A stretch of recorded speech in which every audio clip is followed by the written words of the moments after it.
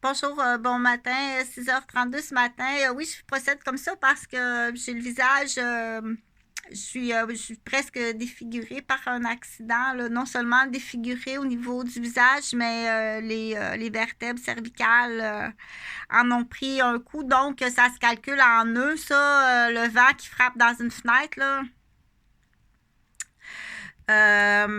C'est pas un accident, là, c'est une association de meurtriers, là. C'est astuce, puis je pense que c'est passé très très longtemps d'avance, ça. C'est de la vantardise des Gauvin, donc c'est l'ego, ego, ego. Je pense que Pascal Gauvin-Dion le savait, c'est proche de l'autoroute. Ça, tu veux-tu voir le sourire vicieux d'un enfant de... Oh mon Dieu, quel âge qu'il avait? 15 ans? Ah, mais c'est vrai qu'à 15 ans, donc, s'il vous plaît, je te demande de consulter le plus tôt possible. Du coup, je cherche une bébite à cash. On appelle ça une bébite à cash. Veux-tu faire de l'argent? Écoute, là, t'as pas idée l'argent là qu'il y a à faire là. C'est pas un arnaque, c'est pas malhonnête là. J'ai trois grosses causes de conspiration là qui ça vaut tous les cadastres, tout ce que vous possédez, tu calcules tout.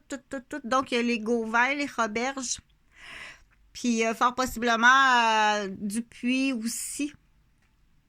Plus la gang de garderie, plus la gang, là, donc tous les sous-contrats, les sous-contrats qui sont rattachés à ça. Donc, on dit qui aime ça, chercher des poux? Qui aime chercher des poux? Parce qu'il y a des gros poux. Fait juste chercher un pou. Il n'y a rien de malhonnête. Quand tu as trouvé le pou, tu l'emmènes dans la spirale puis tu l'emmènes à l'ambassade. Fait que non, tu peux pas accepter des cadeaux, là. Tu peux pas accepter des cadeaux, puis dans le dos d'une infirmière, prendre par générosité le temps d'une infirmière, la matière du savoir d'une infirmière, des cadeaux d'une infirmière, puis tu monopolises son temps en hypocrite. Non, tu peux pas faire ça. Donc, là, ça aussi, si quelqu'un qui ça tente de chercher des poux, donc, c'est extrêmement payant. Tu peux pas consulter mon matériel de travail, même si tu trouves que pour toi, tu trouves ça comique, là. Donc, je fais des vidéos comme ça parce que je suis complètement défigurée. Non, ça, c'est en maxillofacial, orthopédie. Du coup, je répète que c'est pas un accident.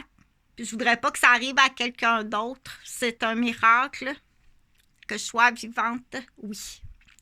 Donc, cette association-là, vous devez payer, mais tu vas te retrouver quand même. Mais ce matin, c'est pas ça, je voulais faire une petite histoire. Bon. Ce matin, je vais te faire une petite histoire. OK? Donc, l'histoire, c'est une histoire de cas. On procède comme ça en médical. Quand on présente des histoires de cas. Après ça, c'est pas juste comprendre l'histoire. Premièrement, il faut que tu comprennes l'histoire. Hein?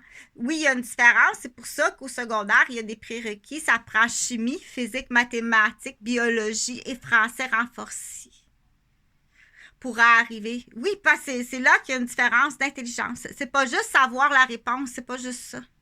C'est le cerveau dans la démarche, la formation de ton cerveau.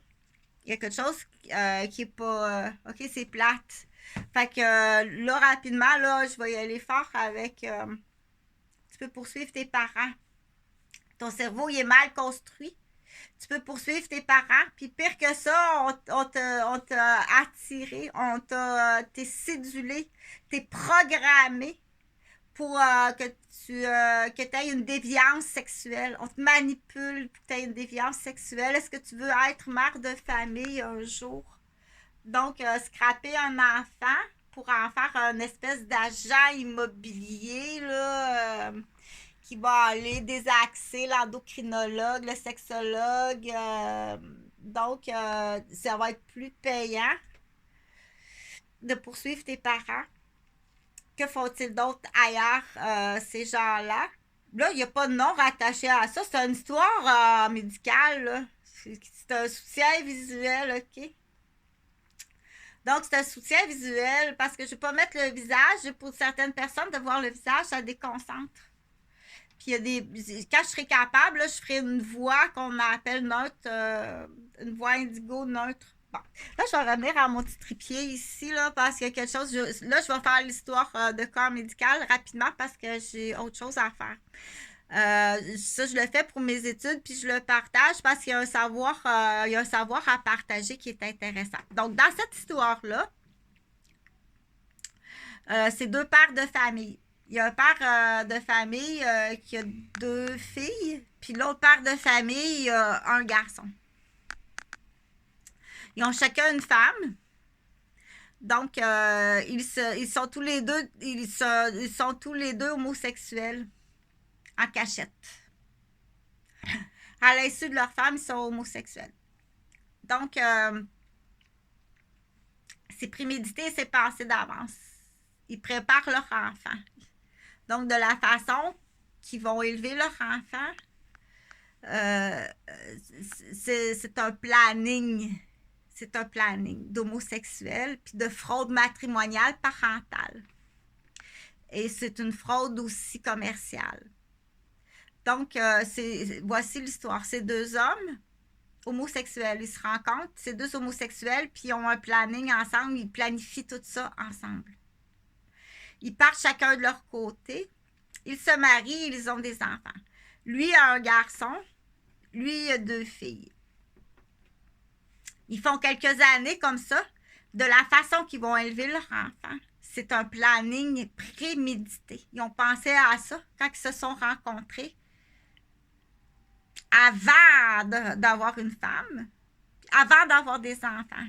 Ils ont une promesse de mariage d'homosexuels. Habituellement, c'est sur une plage. Ou dans un bunker. Ou habituellement, il y a une fête. Habituellement, il y a une fête en arrière de ça.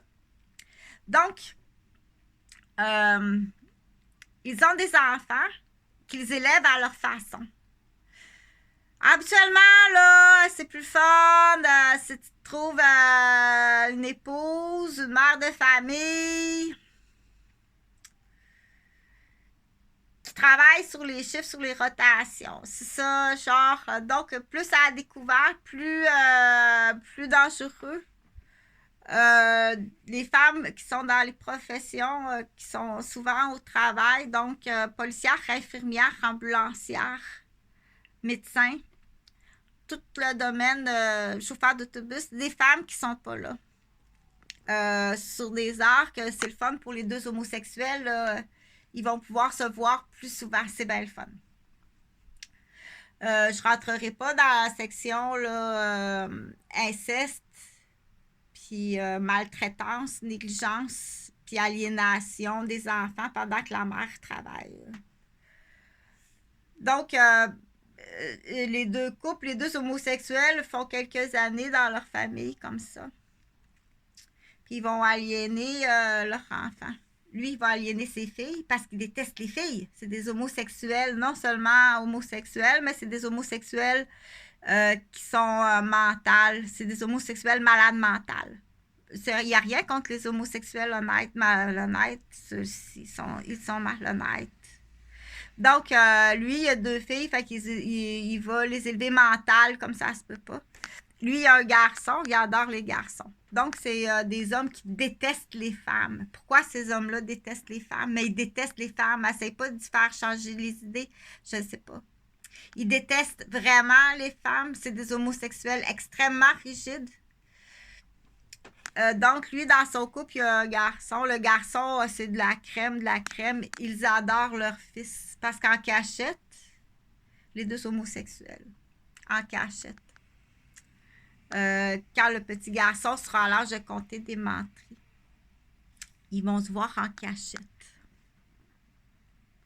Que va-t-il arriver avec les filles? Que va-t-il arriver dans le futur? Mais là, ça, c'est un devoir. Est-ce qu'il y a des hommes qui sont plus à risque? Comment les reconnaître? Est-ce qu'il y a du recrutage pour faire de la formation?